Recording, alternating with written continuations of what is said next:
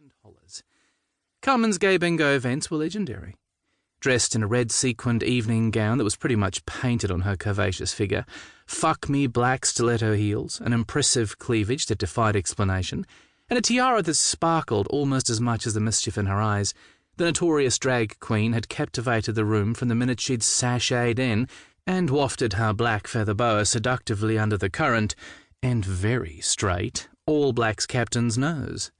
To his credit, Andrew Simons had run with the challenge and had got to his feet to waltz the notoriously sassy drag queen up to the front stage, and Carmen had appeared charmed. "Come on, you sexy young things." She arched a brow at the crowd, sipping on cocktails with enough alcohol to fuel the next landing probe to Mars. "Someone must at least have a line. If I have to come down there and check people's cards, I'll be paddling a bottom or two and leaving a mark. And don't think I didn't see the excitement in your eyes at the prospect, Roland James." The handsome Blues halfback blushed a deep red and everyone laughed. The room was loaded with enough glitter and rugby muscle to make any young gay boy weep, and quite a few of the older ones as well. "Hey, Carmen!" I got to my feet a little unsteadily and waved my bingo, or rather my bingay, card. "I haven't won anything, and it's my our damn bachelor party." Reuben's hand glided over my ass. "Our bachelor party," I corrected with a bow to my fiancée, which was greeted with much banging on tables since everyone knew I was a bossy bitch, and yet somehow Reuben had my sappy heart wrapped up in enough knots to make a shibari convention ecstatic. Carmen eyeballed me without an ounce of sympathy. "And exactly how many calls have you missed already?" "Most of them." My chin jutted. "Pfft, 1 or 2 at the most," a blatant lie, which earned me another round of mocking applause. Reuben and I were in fact sharing a bingay card, mostly because I'd given up being able to identify any individual numbers a few cocktails back, or even hear the calls apparently. We were also sharing some increasingly indiscreet gropes, well, at least on my part.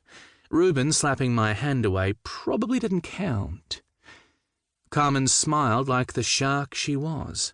"I rest my case, sugar. Besides, I think you've hooked a big enough prize already."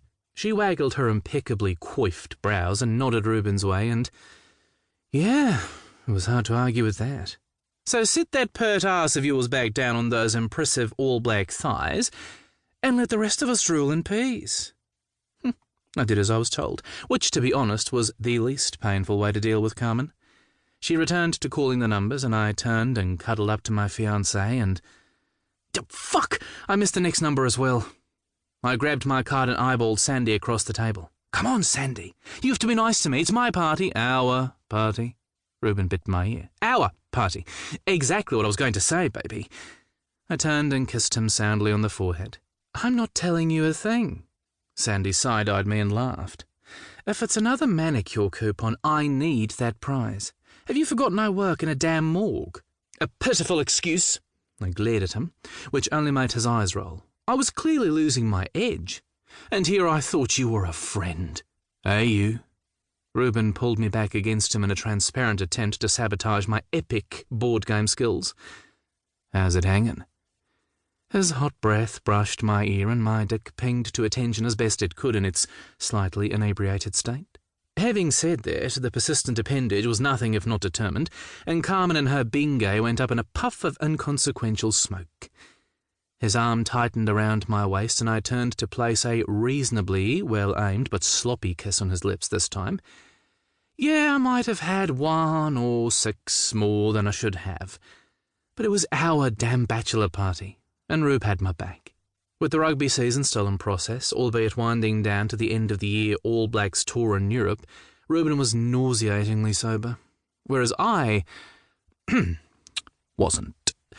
And I also wasn't about to miss any opportunity to get handsy with my own personal all-black booty, especially since all that glorious 6'3" of rippling power was currently stuffed into a size too small, so sue me, black Henley and a pair of silk mix black slacks that fitted those drool-worthy thighs like a fucking glove.